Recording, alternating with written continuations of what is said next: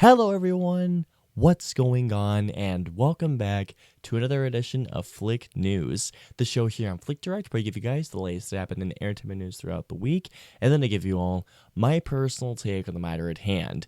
I'm your host, Austin Putnam, and guys, my God, there are two big, big news stories that happened this week. They both kind of crushed me in a way. One hurts only because I love this movie so much and I cannot believe this is, if it's true that is. And the second one because I look forward to hearing about this all year. Third one is very exciting given I'm a big fan of this film franchise. But anyways, guys, starting off, let's get into the first news for this week, and that goes to, or I should say, that goes into Spider-Man Across the Spider-Verse, which is my favorite movie of the year so far. I could praise this movie to no end. Spider-Man Across the Spider-Verse felt like I was just watching just art being come to life, being breathed into life. It's just, I could speak my praises about that movie for ages. Now, I don't know if this is true or not.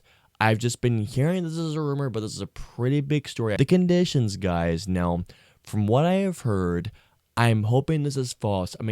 Do not get me wrong, guys. I still absolutely love this film. It's one of my favorite anime movies out there. It's an incredible sequel, and it's easily still going to be at least, if I don't see anything as good as this film, at least in my top tier favorite movies of the year. But apparently, from what I have heard, over 100 animators left this film at some point because it was just so difficult to work on because of the working conditions. Now, from what I've been hearing, this was primarily because of Phil Lord's animating style. Now, Phil Lord and Chris Miller were not only the producers, but also the writers of this film, or the co-writers, I should say. And here's the thing. When you have someone like Phil Lord producing your movie, he is essentially your boss, along with the directors of this film, who are Joaquin DeSantos, Kemp Powers, and I believe Justin Thompson, if I remember correctly. While the writing was definitely Lord and Miller and David Callahan's work, the directing this film was clearly from somebody that has worked with such ambitious scopes before. Joaquin DeSantos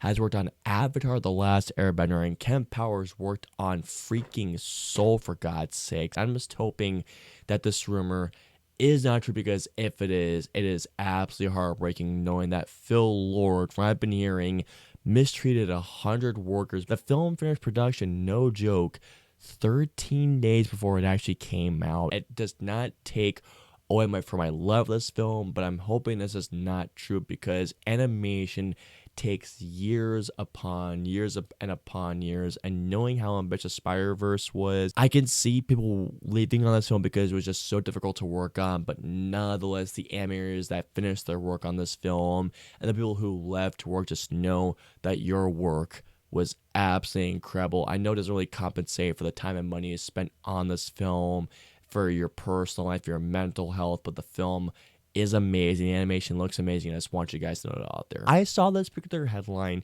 and this bummed me out because, man, I look forward to seeing this panel every year at Comic-Con.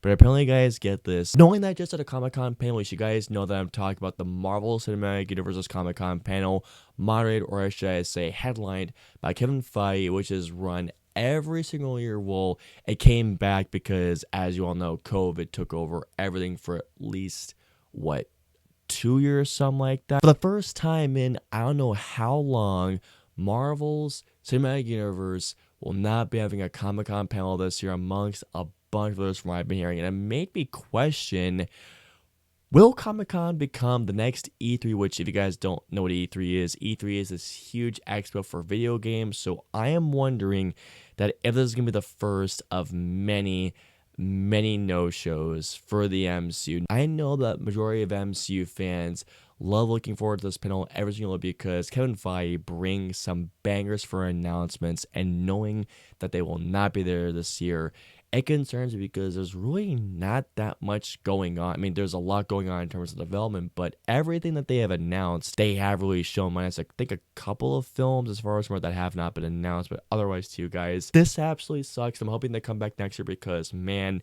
after the multiverse saga, I can only imagine what they'll have to show next time. When it comes to the last news for this week, guys, I could not be more excited because I love this franchise, and seeing where it has come since the third film, you guys should know what I'm talking about, and that is the Mission Impossible film franchise. Now, Ever since Mission Impossible 3, I think these movies have only gotten better and better and better, with Fallout easily being the best out of all the franchise. And I just kept thinking to myself, how in the heck are they going to top Fallout with Mission Impossible Dead Reckoning Part 1? Mission Impossible Dead Reckoning Part 1, to say the least, guys, is easily one of my most anticipated movies in the entire year, but I don't know how now they're going to talk Fallout, because Fallout is one of my favorite action films of the last decade. Some journalists and critics have seen Mission Impossible Dead Reckoning Part 1, the social embargo has lifted, and apparently these guys get this.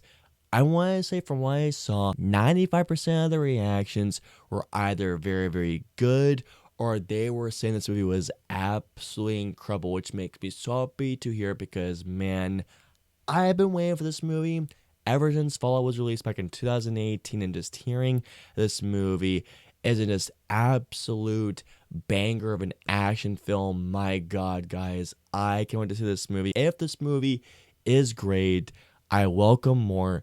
I can't wait for Part 1.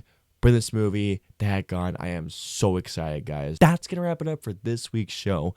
Please comment on us down below. Starting off, how do you guys feel about the pause rumor about the working conditions surrounding Spider-Verse? Do you think that, I mean, if you guys have heard about this, how do you think that this makes you feel about the movie itself? Do you still love the film? When it comes to the MCU not having a Comic-Con panel, are you guys disappointed? And finally, when it comes to the first reactions for Mission Impossible Dead Reckoning Part 1, does this make you even more excited to see it?